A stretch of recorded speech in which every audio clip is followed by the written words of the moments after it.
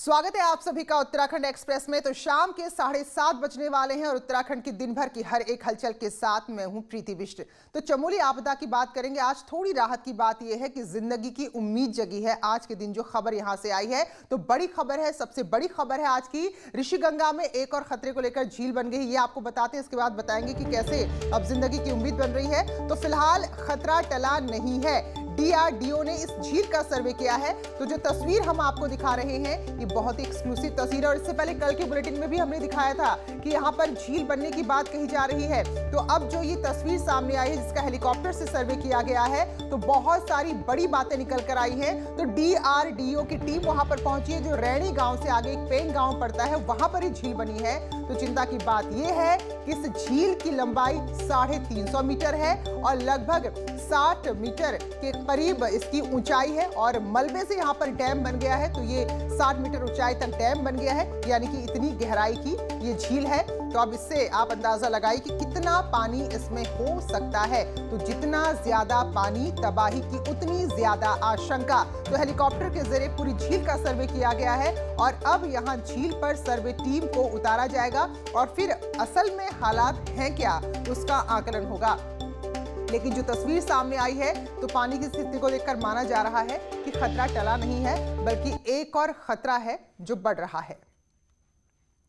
और अब आपको उसी झील का एक्सक्लूसिव वीडियो भी दिखाते हैं। तो ऋषिगंगा नदी पर पेंग गांव के पास ये झील बनी है और बहुत ही एक्सक्लूसिव तस्वीर है और ये तस्वीर सतर्क करने वाली भी है। यहाँ पर ऋषिगंगा पर ये झील देखिए जो लगभग 60 मीटर गहरी है, तो 350 मीटर इसकी लंबाई है और पानी यहाँ से बहुत ही कम मात्रा में आगे निकल रहा है, यानी कि पानी यहाँ पर इकट्ठा हो रहा है। तो यहाँ पर साफ लग रहा है कि झील का जो भी इसकी कैपेसिटी थी, जो भी क्षमता थी, वो अब पूरी हो चुकी है। तो ऐसे में पानी भी यहाँ से निकलने लगा है और डैम सा यहाँ पर बन गया है। गढ़वाल विश्वविद्यालय के वैज्ञानिक भी इस झील का अध्ययन कर रहे हैं। वैज्ञानिक कह रहे हैं कि अगर इस झील से पानी को नहीं निकाला गया, यानी कि धीरे धीरे इसकी निकासी नहीं की गई, तो फिर एक और बड़ा खतरा बन सकता है। तो ये एक्सक्लूसिव वीडियो न्यूज़ 18 आपका अपना चैनल आपको दिखा रहा है। देखिए जरा, जो कल भी हमने बताया था कि कैसे एक झील बन गई है और दरअसल यही जो आउटबर्स्ट होता है इसी तरह की झीलों का, और वही एक बहुत बड़ी आपदा का कारण बनता है। तो इसलिए अब देखा जाएगा कि कैसे इसके पानी की निकासी की जाए। अभी जो उसकी स्थिति ये है कि उसमें से पानी रिसना शुरू हो गया है। जब पीछे लेक की ऊंचाई बड़ी होगी तो तब आगे से पानी निकलना शुरू हुआ है। अगर वो फिर लेवल हो जाएगा तो कहीं ऐसा ना हो कि वो इक्विलिब्रियम में आके उतला पानी वहाँ रह जाए। लेकिन अभी उसका जो ग्रेडियंट है, जिस मटेरियल ने उसको ब्लॉक किया है, उस सब को देख के ऐसा लगता है कि वो तुरंत तो नहीं टूटेगी। लेकिन तभी प्रशासन को जो है इसमें सावधानी बरतनी चाहिए और इसका पानी को निकालने के लिए उनकी कोई ना कोई व्यवस्था उनको करनी चाहिए। और इस झील को लेकर मुख्यमंत्री का बयान भी सामने आया है। उनका कहना है कि घबराने की नहीं बल्कि सतर्क रहने की जरूरत है और लगातार वैज्ञानिक टीम उस पर नजर रख रही है।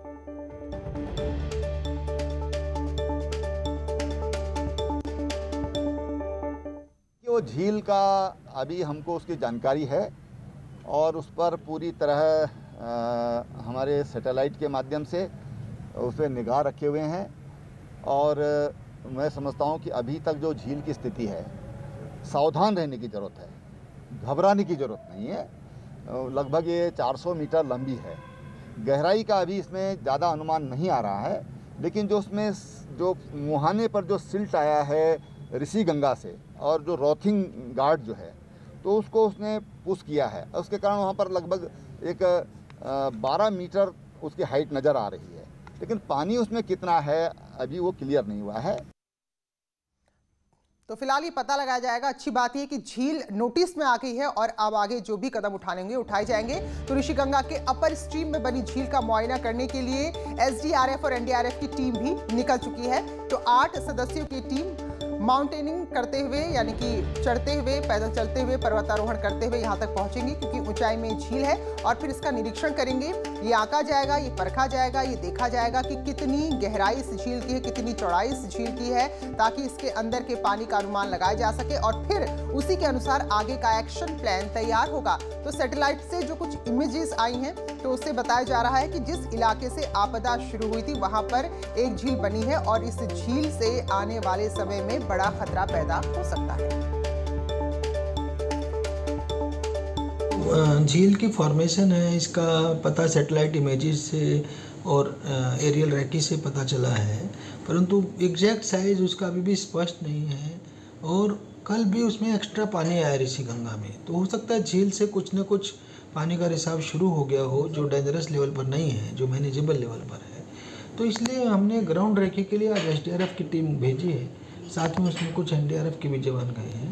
तो ये कल तक पता चल पाएगा। ये बता रहे हैं 14,000 फीट पे है और वो पूरा माउंटेनियरिंग करके जाना पड़ेगा, वैसे कोई रास्ता नहीं है। तो कल ये स्टेटस पता चल जाएगी। तो 7 फरवरी जिस दिन ये आपदा आई, उससे लेकर आज का दिन अब जाकर थोड़ी एक अच्छी खबर आज सामने आई है। तो खबर ये है कि टनल के अंदर जो लोग मौजूद हैं उनके जीवित होने की उम्मीद बढ़ चली है। ये चमत्कार होने की उम्मीद जगी है, क्योंकि पानी घुसने से ठीक 3 मिनट पहले एक बोलेरो गाड़ी अंदर गई थी, जिसमें टनल के इंचार्ज जीतराम ठाकुर हैं। अब जीतराम के साथ एक बोलेरो और जेसीबी भी टनल के अंदर हैं। तो उससे यही सबसे बड़ी उम्मीद है कि वो लोग टनल के अंदर होंगे, लेकिन मलबे से सुरक्षित होंगे।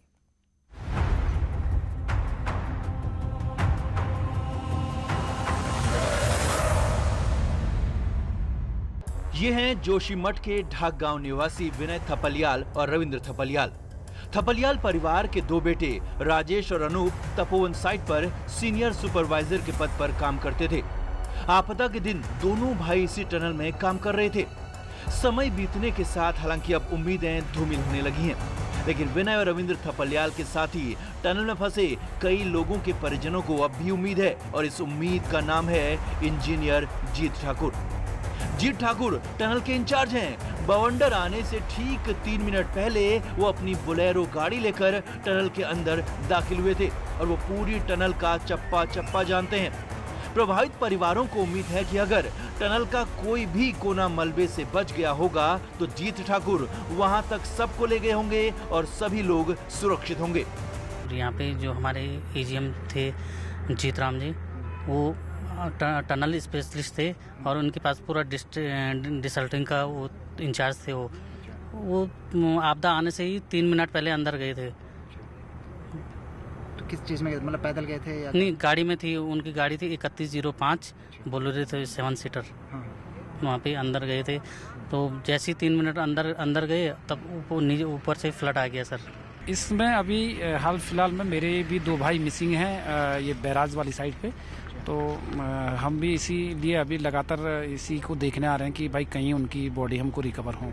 लेकिन हाँ, टनल में हमको थोड़ा सा अभी भी एक उम्मीद इसलिए थी या है कि वहाँ पर जीतराम जो ठाकुर हैं एजीएम कंपनी के, और वो टनल स्पेशलिस्ट हैं, तो मुझे लगता है कि वहाँ पे उन पे एक जेसीबी भी हैं और वो टनल के अलाइनमेंट भी जानते हैं। अगर भगवान न करे कि वो फ्लड की चपेट में ना आए हों तो ज़रूर वो कहीं ना कहीं अपने सोर्सेज से अंदर से भी प्रयास कर रहे होंगे, ऐसा मुझे लगता है। अब भले ही टनल के बाहर भीड़ कम हो गई हो, मीडिया का जमावड़ा भी कम हो गया हो, लेकिन अपनों का सख्त चेहरा, पत्थर हो चुकी आंखें अब भी टकटकी लगाए सिर्फ टनल की तरफ देख रही हैं कि चमत्कार होगा और जीत ठाकुर के साथ वो लोग बस बाहर आते ही होंगे। सुबह की पहली किरण एक आस लेकर आती है, लेकिन शाम होते होते, सूरज ढलते ढलते ये उम्मीद भी दम तोड़ने लगती है। लेकिन फिर भी जीतराम की मौजूदगी से प्रभावित परिवार खुद को ढांढस बंधाए हुए हैं कि क्या पता टनल एक्सपर्ट जीतराम ने बचने का कोई रास्ता खोज निकाला हो। कैमरा पर्सन राकेश रावत के साथ सुनील नौप्रभात, न्यूज़ 18 तपोवन। तो यही उम्मीद करते हैं कि जो उम्मीद लोग लगा रहे हैं वो सही साबित हो और जो लोग अंदर फंसे हैं वो सुरक्षित हों।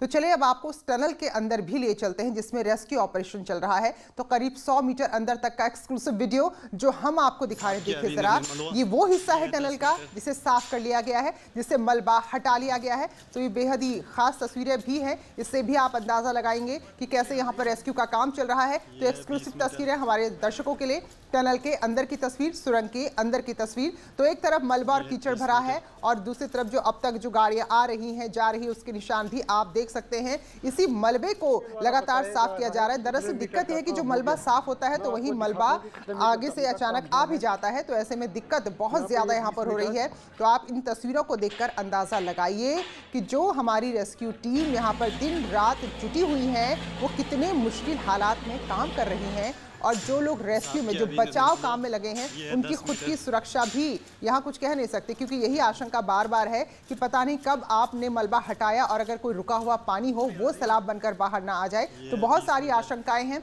और 35 लोग टनल के अंदर हैं फिलहाल, जिनको लेकर आज उम्मीद जगी है कि जिस तरह से जीतराम ठाकुर अंदर गए हैं तो शायद वो उनको लोगों को बता दें, क्योंकि उनको टनल का एक्सपीरियंस है, वो चप्पे चप्पे को जानते हैं जो जाल यहाँ पर सुरंगों का फैला हुआ है। तो मलबा लगातार रेस्क्यू ऑपरेशन में शुरुआत के दिन से ही मुश्किलें खड़ी कर रहा है। अब टनल के बाहर से मलबे को रोकने की कोशिश हो रही है, यानी कि जो मलबा ऊपर से आ रहा है उसको रोकने के लिए अब नदी की धारा को मोड़ा जा रहा है। तो ऐसे में राहत का जो कार्य चल रहा है उसमें बहुत बड़ी मदद मिलेगी। तो हमारे सहयोगी दीपांकर भट्ट ने एक्सक्लूसिवली ये खबर भेजी, रिपोर्ट भेजी है, आपको दिखाते हैं। तपोवन टनल में सबसे बड़ी मुश्किल मलबा है। अब उसी मलबे को रोकने के लिए यहाँ पर कोशिशें की जा रही है ताकि टनल के अंदर मलबा ना जाए। आप अगर देख पाए तो नदी और जहां पर ये आपको एक स्ट्रक्चर दिख रहा है बैराज का, उसके बीच में आप वो ढेर देख सकते हैं मिट्टी का, वहां पर कोशिश की जा रही है कि इस तरफ को ना तो पानी आए, क्योंकि पानी आने से ये जो सिल्ट है जो 7 तारीख को आया था ये अभी तक ये जो मलबा है सूख नहीं पाया है, और इस कीचड़ में उतरने की कोशिशें भी हुई लेकिन कोई भी सक्सेस इसमें नहीं मिली। यहाँ पर कई शवों के दबे होने की भी आशंका है। और दूसरी बात ये कि ये जो आप यहाँ पर रेखा कह सकते हैं या टनल्स कह सकते हैं, ये सिल्ट की टनल से जो आपको नजर आ रही है, इन्हीं से ये सिल्ट लगातार अंदर जा रहा है और दूसरी तरफ से मलबे को निकाला जा रहा है। यानी जब तक ये मलबा जो आपको कैमरे पर नजर आ रहा है ये नहीं सूखेगा, ये कम नहीं होगा, तब तक टनल के अंदर मलबे को कम कर पाना बेहद मुश्किल है। तो कमिश्नर जो गढ़वाल है रविनाथ रमन और डीएम चमोली, दोनों का यह कहना है कि अब पहली कोशिश ये है कि किसी तरीके से यहां पर इसको ब्रेक किया जाए ताकि ये एरिया धीरे धीरे सूखना शुरू हो और तब टनल के अंदर के ऑपरेशन में और तेजी आएगी और आसानी से फिर काम हो सकेगा। पर फिलहाल लगभग ये जो एरिया आपको नजर आ रहा है यही सबसे बड़ी इस पूरे ऑपरेशन की टेंशन बना हुआ है। लेकिन अब इसके लिए यहां पर प्रयास किए जा रहे हैं ताकि टनल के अंदर फंसे 35 लोगों को बचाया जा सके। कैमरामैन दीपक उपाध्याय के साथ दीपांकर भट्ट, न्यूज़ 18 तपोवन। तो बहुत सारी एक्सक्लूसिव तस्वीरें, खबर और वीडियो दिखाए। कुल मिलाकर लबलुबाब क्या रहा, आज रेस्क्यू ऑपरेशन में क्या कुछ हुआ, वो अब आपको अपडेट बताते हैं। तो आपदा के 6ठे दिन राहत टीम को एक और शव आज मिला है, जिसके बाद अब कुल 37 शव बरामद हो चुके हैं, जबकि 167 लोगों की तलाश चल रही है। वहीं तपोवन टनल के पास रेस्क्यू ऑपरेशन चल ही रहा है, लेकिन अब तरीका थोड़ा नया हो गया है। ड्रिलिंग से अब उम्मीद है कि ड्रिलिंग के जरिए कैमरे जो भेजे जाएंगे आगे, उससे टनल के अंदर की तस्वीरें यानी कि वहां की स्थिति समझ में आएगी और राहत कार्यों में तेजी आएगी। टनल के अंदर अब भी 35 लोगों के फंसे होने की आशंका है, तो मलबा निकालने का काम लगातार चल रहा है।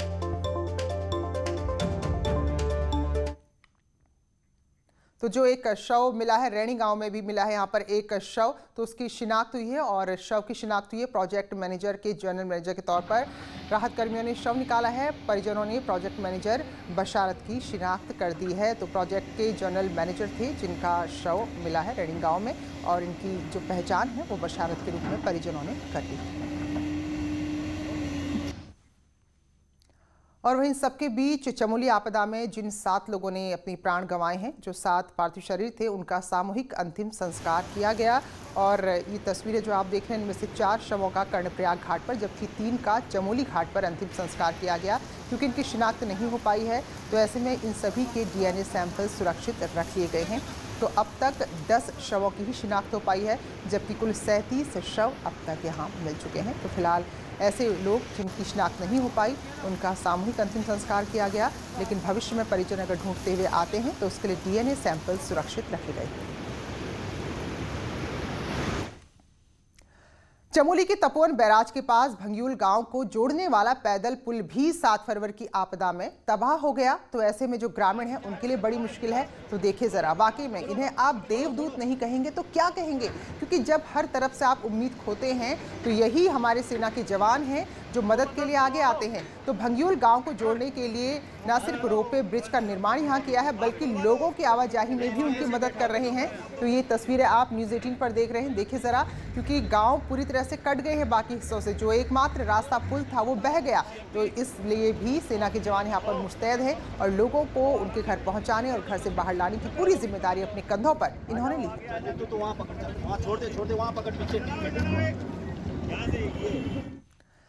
तो जब भी इस तरह की आपदाएं आती हैं, प्राकृतिक आपदा आती है, तो बार बार जिक्र होता है बदलते हुए पर्यावरण का, ग्लोबल वार्मिंग का। तो बीते कुछ सालों में ग्लेशियर की स्थिति में खासा बदलाव आया है। इन बदलावों के लिए जलवायु परिवर्तन के साथ ही पर्यावरण भी, पर्वतारोहण जो यहाँ पर ट्रैकिंग करने के लिए लोग आते हैं, जो मानव गतिविधियां बढ़ी है, वो भी बड़ा कारण है। असल में शिखरों को चूमने की चाह रखने वाले खुद का रिकॉर्ड बनाने की चाह में तमाम नियमों को दरकिनार करते हैं और उसका खामियाजा हम सब भुगतते हैं। हिमालय रेंज में दुनिया की सबसे बेहतरीन पर्वत श्रृंखलाएं मौजूद हैं। इन पर्वतों पर चढ़ने की चाह देश ही नहीं बल्कि विदेश के साहसिक खिलाड़ी भी रखते हैं। भारत पर्वतारोहण संस्थान के जरिए हर साल हिमालय में जाने वाले पर्वतारोहियों की संख्या में लगातार इजाफा हो रहा है, लेकिन नियमों को दरकिनार कर खुद के रिकॉर्ड बनाने की चाह में ये पर्वतारोही भी कई दफा हिमालय के पर्यावरण को प्रभावित कर डालते हैं। इसके नतीजे खासे खतरनाक साबित हो रहे हैं। पहले जो पर्वतारोही हुआ करते थे या जो भी माउंटेन्स में जाते थे, तो जो नियम इसमें बने हुए हैं तो उनको बहुत अच्छी तरह से फॉलो करके जाते थे और क्वालिफाइड भी होते थे। अब वर्तमान आजकल जो जा रहे हैं नए हैं, तो इन लोगों को सिर्फ अचीव करना होता है कि वहां तक हमने पहुंचना है या रिकॉर्ड बनाना है। असल में पर्वतारोहण के लिए नियम खासे सख्त बनाए गए हैं। हिमालय की चोटियों पर चढ़ने वालों को ये तक हिदायत दी जाती है कि उनके कदमों की आहट भी नहीं होनी चाहिए। यही नहीं, पॉलिथीन यूज पर पूरी तरह से रोक है। बावजूद इसके पर्वतारोहण में हो रहा इजाफा हिमालय के पर्यावरण को खासा प्रभावित कर रहा है। बीते सालों में दुनिया की सबसे ऊंची चोटी एवरेस्ट में खासा कचरा जमा हुआ है। यही नहीं, एवरेस्ट पर चढ़ने वालों की संख्या में इस कदर इजाफा हुआ कि वहां जाम जैसे हालात भी देखने को मिले हैं। जो है पॉलिथीन प्रतिबंधित है, वहाँ पर यदि कोई ले जाना अति आवश्यक हो तो उसको वापस स्वागत केंद्र में जमा करना होता है। अस्त्र शस्त्र ले जाना मना है, किसी तरह का साउंड सिस्टम ले जाना मना है, पालतू कोई भी पशु ले जाना मना है और अपनी मेडिकल चेकअप होना जरूरी है। पर्वतारोहण के नियमों को न मानने के नतीजे कई दफा इस कदर खतरनाक हो जाते हैं कि एवलांच की चपेट में पर्वतारोही भी आ रहे हैं, जिनकी तलाश में न चाहते हुए भी उन इलाकों में हवाई सर्च ऑपरेशन चलाने पड़ते हैं जहां इंसानी दखल कतई नहीं होना चाहिए। चमोली में आई त्रासदी के बाद नीति निर्माताओं को इस बात पर भी गांठ बांधनी होगी कि नियमों का पालन हर हाल में सही ढंग से करवाया जाए। न्यूज़ 18 के लिए अल्मोड़ा से किशन जोशी के साथ पिथौरागढ़ से विजयवर्धन उप्रेती की रिपोर्ट। तो ये बात लगातार कही जाती है कि कुछ जो गैर जिम्मेदार पर्यटक है वो अगर ऐसी खूबसूरत जगह जाते हैं तो उसका भला कभी नहीं हो सकता, और जो हम देख भी रहे हैं, क्योंकि पर्यटक की भी अपनी एक जिम्मेदारी होती है। बहरहाल राज्य के जंगलों की बात करेंगे तो उसको लेकर मुख्यमंत्री ने एक बड़ा फैसला लिया है। वन विभाग की बैठक में वाकई में बहुत बड़ा और महत्वपूर्ण फैसला है।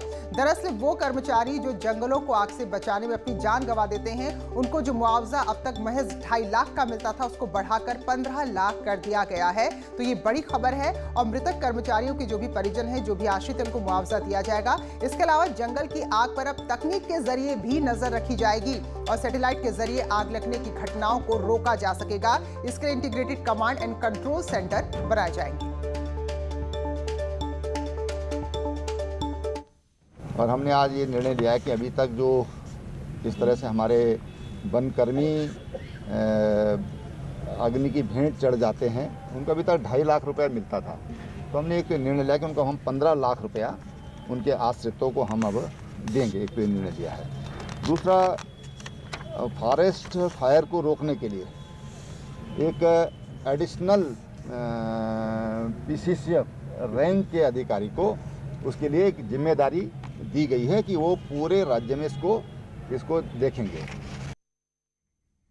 तो इस बार तो सर्दियों में भी जंगल आग से जूझे हैं और अब तो फायर सीजन भी आ रहा है। मई जून में जंगलों में आग लगती है, तो ऐसे में इन घटनाओं को रोकने के लिए नैनीताल के जिलाधिकारी ने आदेश जारी कर दिए हैं। उन्होंने निर्देश दिए हैं कि कंट्रोल बर्निंग का कार्य समय से पूरा कर लें ताकि घटनाओं को रोका जा सके। इसके साथ ही DFO नैनीताल ने कहा कि पिरूल यानी कि चीड़ के जो पत्ते हैं उनको लेकर पेपर मिल से MOU होने जा रहा है, जिससे हर दिन 40 टन पिरूल की जरूरत होगी और गाँव से लोगों से 5 रुपये प्रति किलो में से खरीदा जाएगा, क्योंकि जो पिरूल होता है दरअसल इसी के जरिए आग बहुत तेजी से जंगलों में फैलती है। नैनीताल की धारी में परचूड़ा गांव में गायब बच्ची का शव मिला है। 8 दिन बाद बहुत ही खराब हालत में बच्ची का शव मिला है, जिसे पोस्टमार्टम के लिए लाया गया। तो फिलहाल बच्ची की जान गई कैसे, कारणों को तलाशा जा रहा है। तो ये जो बच्ची है, इसकी मां 8 महीने पहले ही घर छोड़कर चली गई थी और बच्ची अपने पिता के साथ रह रही थी, लेकिन 4 फरवरी को बच्ची अचानक गायब हो गई, जिसकी शिकायत भी दर्ज कराई थी और अब बच्ची का शव मिला है। और उसकी हालत देखकर ऐसा लगता है कि 4 या 5 दिन हो गए हैं उसको। और उसके पिताजी जो हैं वो, उनकी मानसिक हालत थोड़ी ठीक नहीं बताई गई है और उनकी लड़की की जो माँ थी वो घर छोड़ के चली गई थी। हल्द्वानी के मुखानी से लापता चल रहे व्यापारी का शव रामनगर के पास सीताबनी जंगल में मिला है। व्यापारी नैन सिंह बिष्ट 9 फरवरी से लापता थे और उनकी गुमशुदगी की रिपोर्ट भी दर्ज कराई गई थी। तो प्रॉपर्टी के कारोबार से जुड़े नैन सिंह के शव के पास से 2 जहरीले पदार्थ के शीशियां भी मिली हैं। तो हर पहलू से जांच कर रही कि ये खुदकुशी है या फिर हत्या की गई है। पूरे ज़िले में उसकी छानबीन शुरू की गई थी और आज इनकी बॉडी जो है सीताबनी के पास में जंगल से करीब 50 मीटर के अंदर जो है वहाँ पे बॉडी मिली है इनकी, और उसके पास ही 2 जो हैं पॉइजनस सब्सटेंसेस की शीशियाँ भी मिली हैं। रुड़की में 27 साल से फरार चल रही 2500 के नामी शख्स को महाराष्ट्र से पुलिस ने गिरफ्तार किया है। आरोपी गुलाब सिंह पर 1993 में रुड़की बीईजी में भर्ती के दौरान फर्जी दस्तावेज के आधार पर भर्ती होने आया था, जिसमें 420 का मुकदमा दर्ज हुआ था। उसके बाद आरोपी फरार चल रहा था। तो गुलाब सिंह टिहरी जिले के रहने वाला है, लेकिन 27 साल से नाम बदलकर महाराष्ट्र के अलग अलग होटल में काम कर रहा था। वहीं इस दौरान आरोपी ने शादी भी कर ली और अपने दस्तावेज महाराष्ट्र में नए बना भी लिए। तो इन्हीं तमाम खबरों के साथ उत्तराखंड के बुलेटिन में फिलहाल इतना ही।